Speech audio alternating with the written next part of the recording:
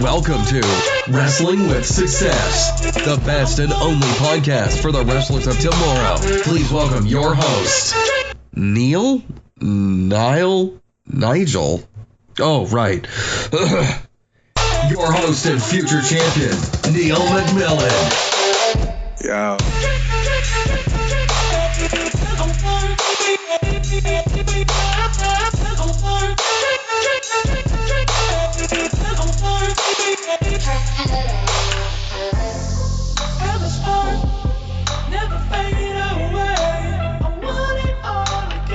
So, guys and girls and wrestling fans worldwide, welcome to episode 24 of the Wrestling with Success podcast.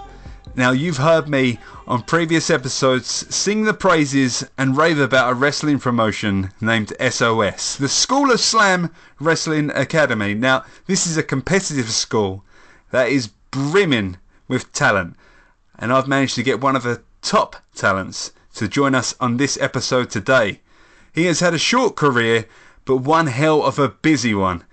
Here to tell us his journey and share his story, fresh off the heels of with a great match with SOS champion Harry Mant.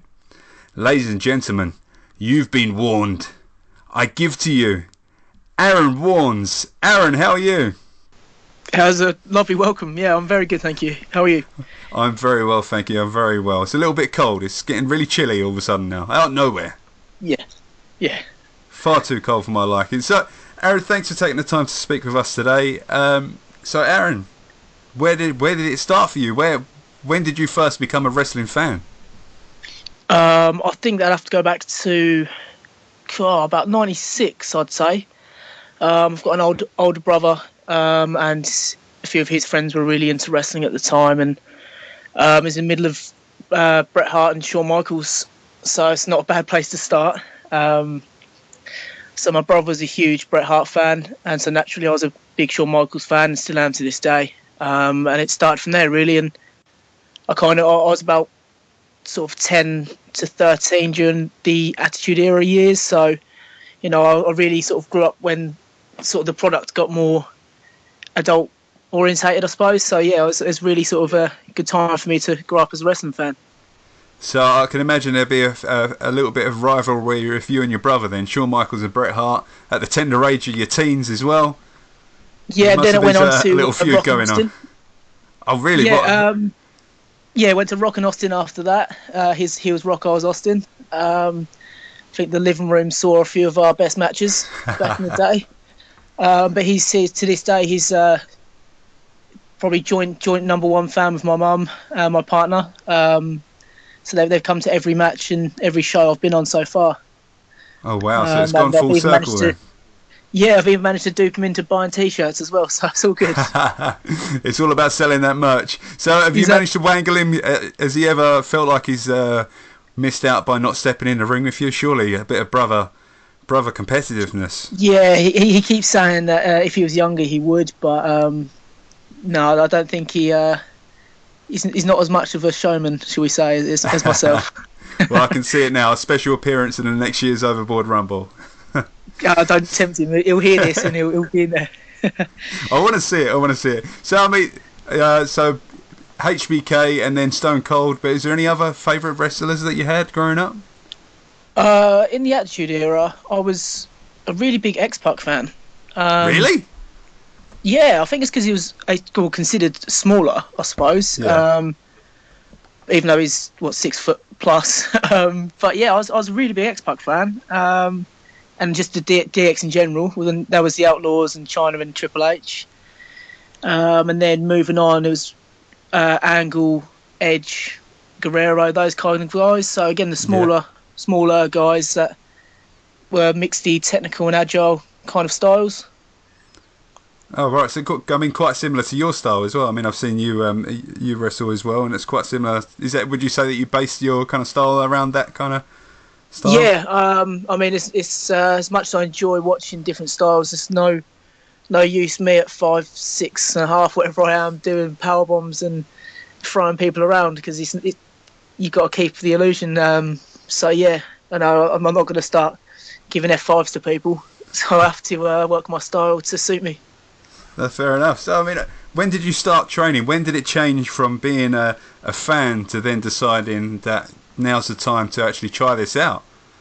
Well, I've known Mark for a while, Mark Young, our promoter, and I used to see him out when I'd had a few beers and be like, "Oh, I can do that." So you get him in a headlock when you're out? No, he's a bit taller than me. I can't reach. So I always say I can do that, and he said, "Yeah, come down." I'd wake up on the Sunday with a bit of a hangover and think bumping in the ring's the last thing I want to do. And then it was in January. I think when we're all feeling the effects of Christmas on our wallets, so I didn't go out, and I thought, you know what, I'm going to go train instead. And that was it. Was that January this year? Yeah, January this year. Really? Oh wow! So it's incredibly short. I thought it was last year you would have started. No, this year. Yeah. So yeah, first steps in the ring in January. Must have been first or second week of. Yeah. Oh wow! So it really is. So you've done a lot, really done a lot in the last year, then, haven't you? Yeah, I really have. And to have the, as you said at the beginning, the SOS title match with Harry yesterday was sort of a big way to sort of come towards the end of this first year. A real huge way. It was a really, really good match. Yeah, I've seen nothing but positive comments and reviews about it. I'm looking to get my hands on some footage to try and watch some more of it than myself. And obviously share it for the listeners here, because I know just by reading all the comments how good and high quality the match is going to be. So and I know how friendly, competitive it is down there at SOS. So I'm excited to see it, because everyone tries to kind of top each other. Yeah, definitely. All for the purpose of making the promotion what it is. So I'm excited to see it myself. So I mean, what for? I can't. I'm a little bit dumbfounded. It's only been starting since January. So. Yeah. So, I mean, you've come quite a long way in such a short space of time, though. I was going to ask, what kind of things were you struggling with? But are there any struggles? If you've been doing it since Jan and you're already hitting your professional shows as well, did you struggle? Yeah. Well, I've always been. I mean, I was able to do gymnastics as a young kid. So I've always been fairly agile. But so. The first few bumps I took quite well, and I remember my first session, Joseph Cage gave me 5 of the nastiest chops I've ever received in my life. I think he was just trying to test me out. Struggling, it was just a few of the more technical side of things. Like I've never applied a wrist lock in my life, and just the reversal of chain wrestling, because our trainer Paul Tyrrell is a UK legend, and he likes to teach us like the fundamentals, like the chains and the locking up, like constantly make sure you get that down, your fundamentals solid. So I'd like to say I've picked things up fairly quickly, but I know there's a long way to go for me. I'm never going to stop learning, really. Yeah. So I mean, how many shows have you done now? Because they come quite frequently at SOS, don't they? Yeah. Yes, we have our trainee shows, and then obviously the Wrestling League shows as well. So. I think it's 2 Wrestle League shows now. First one was the one in Ipswich against Johnny Storm, of all people. And then the second one was the pre-show and the Rumble, which yourself was in. Yeah. SOS shows, I think 10. I think 10. Wow. That was my 10th this weekend. Wow. So yeah, about 12 matches altogether this year. Yeah. How long were you training for before your first match at SOS then? I was the last entrant in a Rumble, actually. So, you know, as I said, like yourself, you get experience in things like Rumbles and tag matches. And yeah. So, yeah, that was my first. I believe that was end of March. Oh, wow. Yeah, end of March it was, yeah. So you really hit the ground running then, didn't you? Yeah, well, as I said, I've got a great trainer, amazing class around me, and obviously Mark showed faith in me and threw me in there. So hopefully I didn't disappoint him, or I couldn't have done if he put me on the next show. So yeah. Yeah, exactly. Yeah. So I mean, what was the transition like? Only because my debut for Dropkicks is upcoming soon, and obviously I've made my Rumble appearance. That's great and everything, but what was the dynamic shift like from being in a Rumble, you know, getting that kind of exposure and being out in front of a crowd, but obviously not being the main centre of attention, to then actually having a match? What was that dynamic like? Well, my second match was with Hooch, who won the Overboard Rumble. And as you know, he's a specimen, shall we say? He's a beast. Yeah. So, even his beard intimidates me, let alone. Oh, me too. And he's so strong that if he wants you to go somewhere, you're going. Even if you don't want to be thrown, you're going to be thrown. Yeah, I kept hearing grumblings like that in the Rumble, like the people just saying, "He just picked me up. He just threw me. He just put me here." Yeah. So I mean, he's a pro and he's been about. So he guided me through that match, and it's hard to explain, but once you're out there, it just kind of takes over you. And I just loved being in front of the crowd. So I think that just helped bring me on as well. But having you said you've been to the school, you know the standard of guys and girls we have there. Yeah, definitely, yeah. So yeah, to being with these guys, they make it so easy for you. Yeah, no, I mean, so that was one of your first matches with Hooch, and then your first professional match against Johnny Storm. What was that like? Yeah, well, he had a seminar with us, and at this particular seminar there was 3 prizes, if you will. One was a spot on the Overboard Rumble, one was a match with himself, and one is a match with Joseph Connors. Okay, yeah. At an event we're doing next year, Ultimate League, which is going to be a huge event outside the local football stadium and open air and everything. That's going to be a huge event. So Mr. Man of the match of the night, Dexter, won the Connors match. Oh wow! And Johnny picked myself as his opponent. So he showed the faith in me for that one. And as you know, the man's a UK legend, so he got me through that one. But that was a huge honour. So early as well to go up against a guy like that. Yeah, wow. And I understand you had quite a bit of drastic surgery a couple of years ago. Is that right? A kidney transplant? That's correct. Yeah. So when I'm pitching my matches with people, say like, "Don't keep me here." Oh, really? Yeah. It would. The thing with the transplants, they put them at the front. Okay. So they're not where like yours. Well, the average person will be at your lower back. So yeah, they're under my front. So I got a telling off yesterday from my mum. I'm not too old for those, because I took a moonsault and landed on Harry's knees. So she was like, "Oh no, watch out for your kidney." Oh yeah, of course you got that moonsault as well. Yeah. Yeah. So that was we have to be. I have to be a little bit careful, but it's my doctors know what's going on and they're happy for me to carry on as long as I'm not putting myself in immediate danger. But it's all good. It's all good. Oh, good. So I mean, in terms of yourself as your character, Arron Warnes, what can fans expect from you when they see you perform? Is there any sort of character that you have, or is it just kind of yourself times 10? Or yeah, it is myself times 10. I think as it is, it's my real name as well. So because I was performing at a local place, and I wanted that. I thought that would help me with my confidence in the ring if I could hear my own name being chanted, and it just put me on. So yeah, it's just I'm a huge fan myself, and I like to bring that into my matches as well. So I like to bring what I'm used to watching and what I find appealing, and try and put that into my matches. Yeah. And so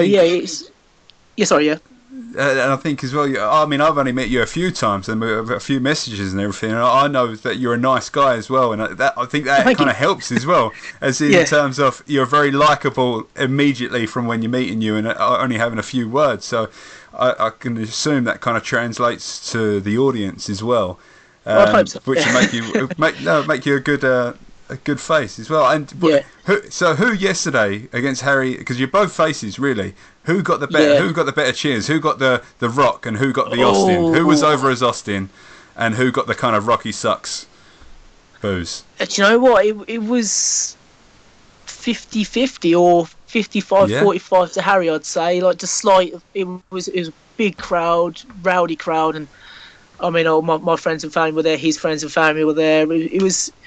We likened it to a kind of a football match with rival sets of fans, Yeah, it really went off yesterday. It was brilliant. But I'd say, as the champion, it's his yard, so I'd say Harry edged it. Oh, fair enough. So, I mean, being so local as well, so I keep saying this wrong. I say Harwich, and it was Ian Payne. Is it Herrick? Harwich? Harwich. Harwich, Jesus Christ, Yeah, I got that completely wrong. Harwich. So, I mean, being located in Harwich, do you tend to get the same sort of fans? And you kind of you're building that fan base there, or is it different people that are walking in? It's a bit of both, because we've got where we train, and as you've seen, it's a caravan park, a holiday park. So we put shows on the busiest weekends, like bank holidays and stuff like that. So we get quite a lot of the holiday makers come in, and then our people we have as well. But yeah, you're starting to see regular faces, and because it's a family friendly show, a lot of the young kids get absolutely hooked on it. So then they'll bring their parents down, and so we're starting to see a lot more of the same faces, and we keep finding new ones as well. So it's growing, and it's brilliant.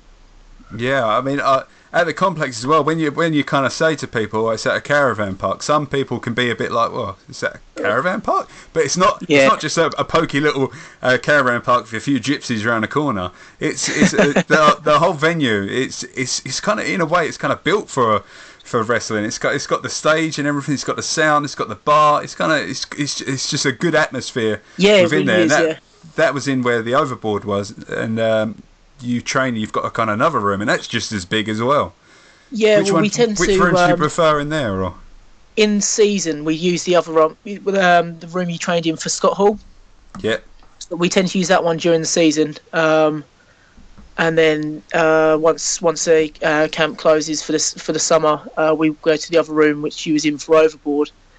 I would probably say I prefer the room we use for overboard, because the ceiling's less low, so I can fly a bit more.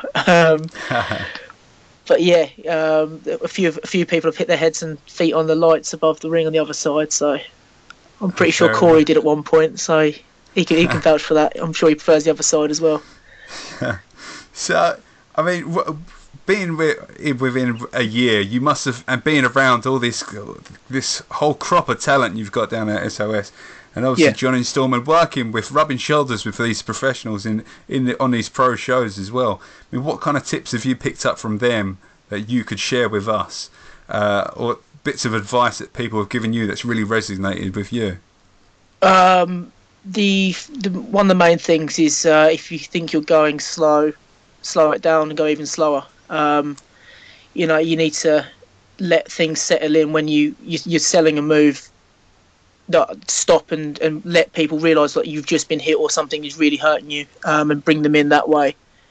I mean, like my first show, I was in the locker room with Joseph Connors, Jimmy Havoc and Gideon and people like that. So I was just mouth shut, ears open, said my hellos, shook my hands, and just sort of sat in the corner as a new guy. So just listen to these guys, just their road stories was fun, and said, like, Havoc and Castle and Pastel was the main event for that event I was on. So Connors and Gideon, and then when I train every week, there's Harry and Dexter and Cobra and Hooch and Mike Check and Harley and people like that have been on these shows before. So it's a great school to be at. Yeah, you can pick the brains and surrounded by all that top talent as well. So exactly, So I mean, you've sold SOS to us a little bit. But obviously I've been singing its praises, but I want obviously as many people to understand it as possible. Let me hear from you. Sell the listeners and the audience on the School of Slam Academy in Harwich? I can't say Harwich. Harwich, Jesus, Harwich. It just doesn't look how it sounds. Sell us on the School of Slam in Harwich. Well, we have our own ring, which is always a good start. Paul Tyrrell, he's been there and done it. He's got amazing connections, and he'll, like, a couple of weeks ago, he just brought Doug Williams down for a seminar because it's a friend of his. So Paul's an incredible coach for a start. You've got Mark as our promoter. He shows his faith in his people and he trusts us guys. And if he thinks you're ready for a show, he'll put you in a show. And if he thinks you're ready for Wrestling League, he'll move you up. And then, as I said, with the talent I've listed, I mean, as Harry, Dex, Rogan is another up-and-coming heel. He had a really good match yesterday. Cobra, Nick Payne, Corey McRae, Harley Ray, Mike Check. It's endless hooch. I keep missing people. That's all I can really sum up by. And when I first joined, it wasn't like, oh, there's a new guy, let's not include him. Everyone was helping me out with this and that, and I think that's definitely helped me bring me forward.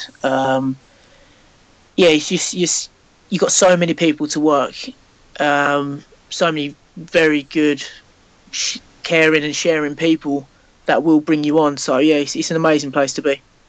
And you get a lot of support as well, like you said, from your brother and your mum. I see pictures of all sorts of your merch and your T-shirt on, people with signs and everything. So do you get a good following from your family and friends then?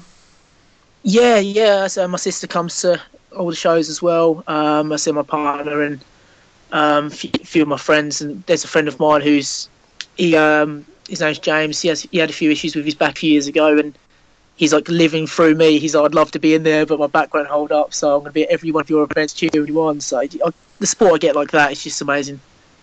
Oh, that's good, man. That's good. So, I mean, another thing that's coming up this Sunday as well, which you guys should be excited about, is the promoters at SOS have managed to set up an SOS versus WAW, World Association of Wrestling, show on this Sunday, December 3rd, at the WAW Academy in Norwich. That's right, yeah. That's going to be huge. What an opportunity that is. That's incredible. So there's a champ v champ match, so Harry will be going in against their champion, which I don't believe he's been announced yet. There'll be Harley Ray against one of their top women. As you understand, like, with Paige coming from that family, and that's a huge opportunity for her. We've got a junior, Charlie May, who I think he's 14, but he's absolutely brilliant. He'll have a chance in a juniors match. Hooch and Dexter have singles matches, and then it'll be myself, Cobra, Mike Check, and Rogan in a 8-man tag against four of their best as well. So it's really going to be. They've already started on their Facebook fan page asking who the hell SOS are. So it's up to us to go and show them. Nice, exactly that. I mean, what an opportunity. That's one thing I will say about Mark and Paul as well. The opportunities and even just the social media alone, the kind of the platform they give you to be able to make a name for yourself is outstanding. So I mean, fair play for that. So what would you say would be the top tips for trainees now? People who have just started, people who are thinking about starting. What are the main things you would tell those people and tell the listeners? You need to get into a gym and to get into shape. I've played competitive sports all my life, but you're in there on your own, and this is the most physically demanding thing I've ever done. Keep your mouth shut and your ears open. Learn to take advice and criticism, because you are not going to get it perfect first time, second time, maybe 10th time. There's always things you can improve on. So be open to criticism and advice, and don't think you know everything, because if you do, you wouldn't be at a trainee school. Quite frankly. Exactly that. So that's what I'd say. I mean, like I said, I worked Harry yesterday, and the advice he gave me was absolutely brilliant, and I felt that's my best match to date, and it's no coincidences with a guy like him. So always just keep your ears open. All with under a year as well, so that's outstanding as well. What a year you've had as well. I mean, it's been brilliant, yeah. Yeah, you can't ask for anything better, really. So I mean, you said you had an athletic background. Did you have a bit of a build about you, or is it something that you've developed over since starting out in January, or what kind of training have you put yourself through physically? Well, after the aforementioned operation, my weight kind of ballooned. I still am to this day on various types of tablets just to keep me ticking over. So I got into the gym a couple of years ago. I was training to lose the weight, so there's a lot of cardio and diet, correct diet and things. And now it's more weight training, I need to look the part if I'm going to be a wrestler. Like, no disrespect to people who do, but I don't want to wrestle with a t-shirt on. Yeah. I want to look the part. Like Nick Payne, he debuted his new trunks this weekend, but he looked the business in them. So I mean, I've always played football and things like that as a child and growing up. So but it's mainly looking the part now, and I feel if I'm weight training or I'm in the gym, I'm less susceptible to injuries as well. If I'm building myself up, exactly that. Yeah, protect your neck, protect your back, and those sorts of things. Yeah, well, exactly that. So I mean, Arron, there it is. So now, Arron, it's time for the shitty little jingle. The shitty little jingle. It's now for fan time. So quick fire questions to get your answers as a wrestling fan. Who is the best group diva group that debuted last week? Is it the Raw Goth Blonde and Brunette, or is it the SmackDown Goth Blonde and Brunette? Because there were just two groups. There was Paige and a blonde and a brunette, and then there was Ruby Riott, blonde and a brunette. Which one was your best one? I would say Paige, but as I'm against WAW on Sunday, I can't go with one of theirs, so I'm going to have to say Ruby Riott. I like it. I like that. I like how competitive that is. That's good. I mean, I think they ruined that with Paige. I think Paige could have come back on her own and stormed things, and they kind of ruined it a little bit by bringing out, like, don't get me wrong, these other two, like, got to give them time. But yeah, I think Paige on her own coming out would have been more special than these other two randoms. Okay, which wrestler should you think now should turn heel? Who's currently face?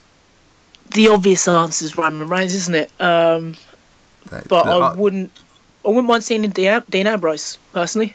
Yes, yeah, Dean Ambrose. He hasn't been. He's been quite stale. When he's in the Shield, he's good. He's that kind of lunatic, and on his own, he's kind of like he's never really got going. But I think you're right. If he was a heel and he had the storylines, definitely. I believe that. Which wrestler would you turn face? Which wrestler would I turn face? Bray Wyatt. Yeah. Yeah, I think he's with his entrance anyway. He's on the borderline, and I think he's lost all of his major feuds going back to Cena WrestleMania, maybe before that. So I think it could give him fresh opponents and just a slight tweak to his character, but just go in a different direction, I think. No, I like it. What is your favourite ever gimmick match, as in cage match, Hell in a Cell match, ladder match? What has been your favourite match in WWE? I remember watching the first Hell in a Cell, the Shawn Michaels Undertaker one, when Kane came in. So I would have said Hell in a Cell, but they've had too many meaningless ones over the last few years. True. TLC, maybe? Yeah. I'll go TLC. TLC. Did you see the... I can't remember what it's called now. The War Games one. What were your thoughts on that? I saw the War Games. Yeah, it was interesting. I believe the Wrestling League are doing a 2-ring event next September. So this is Modern Warfare, isn't it? Modern Warfare. I'm gonna have to learn to go from one ring to the other. That's it. Well, I've got to step in one ring and make it one ring before I think about 2 rings. But I mean, just the name of it as well, Modern Warfare. It's a great name. No, it's brilliant. Yeah, I'm really looking forward to that. Hopefully I'm making that card. I'm determined to, because that's going to be I believe it's a first for the UK as well. I haven't seen anything like that. Yeah. So that's a massive one for the Wrestling League again. So which gimmick match would you most like to take part in? If you could have one ladder match, Hell in a Cell match, cage match, what match would you take part in? Well, this is an exclusive to you. The next SOS event on the 16th of December will include a Money in the Bank match. Oh, wicked. So wow. I believe, I hope Mark's not going to shout at me for this, but I believe I am in that match. Well, you are now. Yeah, Mark, you've got no choice. Well, I am now, book me, Mark. Yeah, and I'm in there, and Aaron's brother's in there, and we're all in there, Mark. It's just the 3 of us, and we're going for it now. Aaron, you deserve it, it's man. It's on the podcast now, so it's official. Yeah, now I've said it, now it's real. So, what wrestler, anybody out there, SOS, Wrestling League, anybody, what wrestler would you want to headline WrestleMania with? Going off yesterday, the chemistry me and Harry had, to do it in front of an even bigger crowd would be awesome. But yeah, I'd go with Harry after yesterday. Harry. Yeah, definitely. Yeah. Harry, right. And one match that you could recommend everybody listening to this should watch if they're thinking about becoming a wrestler, and it's got their A to B's in it, and it's Wrestling Match 101. What's one match you would recommend? I'll go for Austin Rock WrestleMania 17. Yes, that's always the go-to one. It's just that's just drama. I like it. It's good. It's a good match. So what is next for Arron Warnes then? What are some of your goals? I mean, obviously you've got some of these upcoming matches for SOS and the Wrestling League, and some of them you mentioned them. But what is your goals and aspirations for 2018, ending on such a already incredible year? Yeah. How are you going to top? How are you going to top this year? Next year? Well, I hope on my next attempt I get the belt. That'd be the first one. The SOS title belt, I think, is the immediate goal. Establishing myself on the Wrestling League cards as well is a big step I want to take. And I want a rematch with Johnny. Rematch with Johnny. He beat me, and then still found it necessary to beat me up afterwards anyway. So I really need to get him back. Oh, well, he did it again to me at the overboard. So yeah. Building the drama, I like it. So, Arron, have you got any parting words for people? Any shout outs at all? Just a huge thank you to Mark and to Paul, to my friends and family for the support they've given me so far, and hope it continues into 2018. It's been everyone at SOS obviously goes without saying, they've all been amazing. So let's hope we keep up the good work starting on Sunday. No, definitely. And Arron, just personally from me as well, like I said, the brief times that I've met you, you're a good dude, you're a nice guy, and there's nothing but good things coming for you, and you can tell that within just 1 year you've done all of that, and I can see a very bright future for yourself. So thank you very much for joining us and sharing your journey and story with myself and all the listeners as well. So thank you very much, Arron. I appreciate it. Thanks for having me. No problem at all. So thanks again, guys. And that is it from me this week. Thank you for following my journey. Thank you for listening to this show. And guys and girls, I look forward to wrestling a match with you all soon. And next week, I'll be having Nick Payne from SOS, the gilf beater himself, Nick Payne, next week. Thanks again, guys and girls, and I'll speak to you all next week.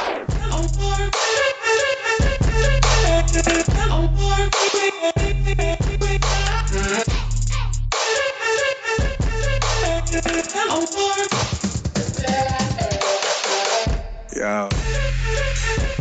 Thank you for listening to the podcast. Thank you for following my journey. It means a lot that you're all joining me along for the ride. And not only that, I'm hoping you're getting some inspiration out of this. This is what I'm doing it for, is to try to inspire people. I try to get more people into wrestling, try to get exposure for all these guests, all these great guests and future guests. And if you guys want to help, it would be much appreciated if you could go over to iTunes and leave this podcast a review, Wrestling with Success. And I want you to be as honest as possible. If you hate the show, if you hate my voice, if you want me to speak a little bit higher, if you want me to speak a little bit lower, then please let me know on the feedback. Any sort of review. That's all I'm asking for, guys. It helps get the names out there for all the previous guests and the ones to come. Thank you again for listening. It means a lot. Much love.